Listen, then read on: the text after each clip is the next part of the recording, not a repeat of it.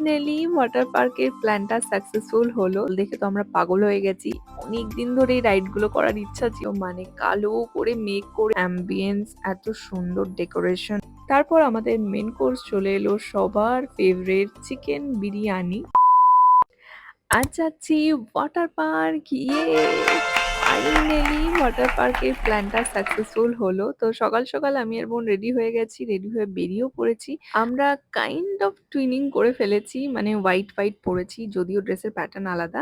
But যাই হোক, সকাল সকাল অটো রাইডটাও বেশ ভাল লাগছিল। অটোতে আমরা দুজনই ছিলাম।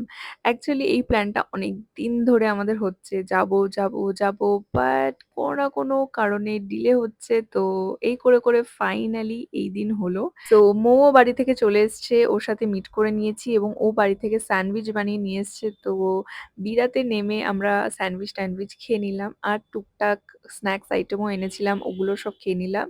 কারণ ওখানে আবার খাবার অ্যালাউ না, বাইরের খাবার। সো ওই জন্য আর কি। এই হচ্ছে আমাদের হ্যাপি ভ্যালি পার্ক, এটা হচ্ছে এন্ট্রান্স। ওয়েদারটাও বেশ সুন্দর ছিল, জানো, ঝিমিয়ে ছিল ওয়েদারটা, হালকা একটা মেঘ মেঘ ভাব ছিল।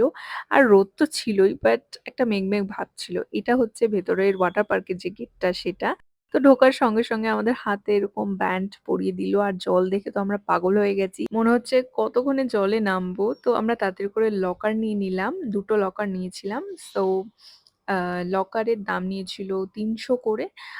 আর যদিও টাকাটা রিফান্ডেবল, কিছু টাকা রেখে ওরা বাকিটা রিফান্ড করে দিয়েছিল যাওয়ার সময়। তো আমরা যাই হোক তাড়াতাড়ি করে ড্রেস ট্রেস ছেড়ে চলে এসেছি, জলে পড়ার ড্রেস পরে এসেছি। তোমরা চাইলে ওখান থেকেও ভাড়া নিতে পারো জামা প্যান্ট, বাট আমরা বাড়ি থেকে নিয়ে গেছিলাম। ইভেন আমরা স্পেশালি ওয়াটার পার্কের জন্য জামা প্যান্ট কিনেওছি, আমরা ওগুলোই পরেছি, আমরা আর ওখান থেকে নিইনি।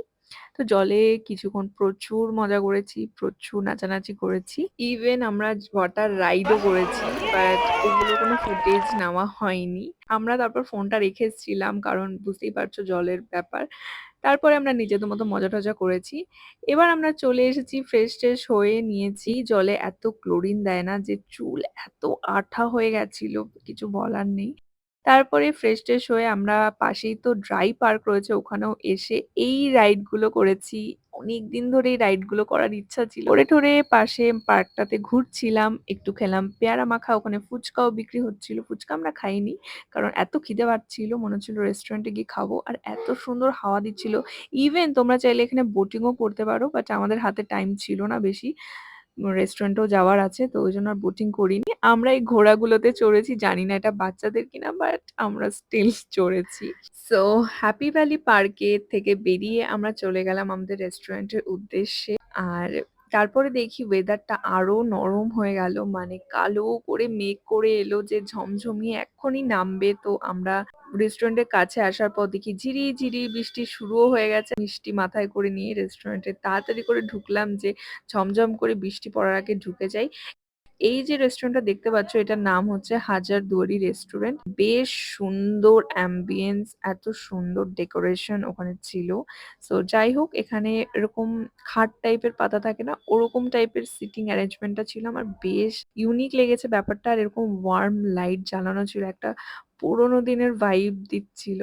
যতই মেনু ঘাটি না কেন, খিদের সময় একটাই নাম ফার্স্টে মাথায় আসে, সেটা হচ্ছে বিরিয়ানি। প্রচুর তো মেনু ঘেটে নিয়েছি, বাট অ্যাট লাস্ট অন্য কিছু না দিয়ে আমি অর্ডার দিলাম চিকেন বিরিয়ানি। স্টার্টার্সও কিছু অর্ডার দিয়েছি। এদিকে দেখি ঝমঝম করে বৃষ্টি নেমে গেছে বাইরে, আর আমরা ভেতরে তো খাওয়া দাওয়া এনজয় করছি।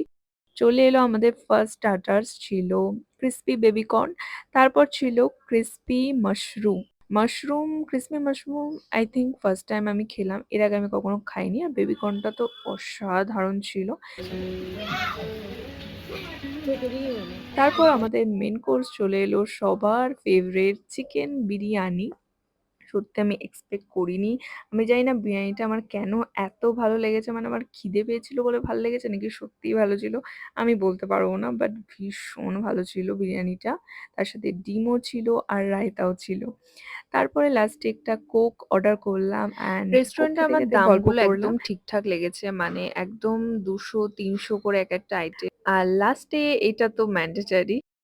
বেরিয়ে দেখি বৃষ্টি একটু কমেছে, সো ওয়েদারটা বেশ ঠান্ডা হয়ে গেছে। ও, এই দিন আমার ট্রেন গন্ডগোলও ছিল, বাট কপাল ভালো আমরা ঠিকঠাক ট্রেন পেয়ে গেছি। ওয়েদারটাও ভালো হয়েছে তো ঠান্ডা, ঠান্ডা ওয়েদারে বেশ ভালোই লাগছিল।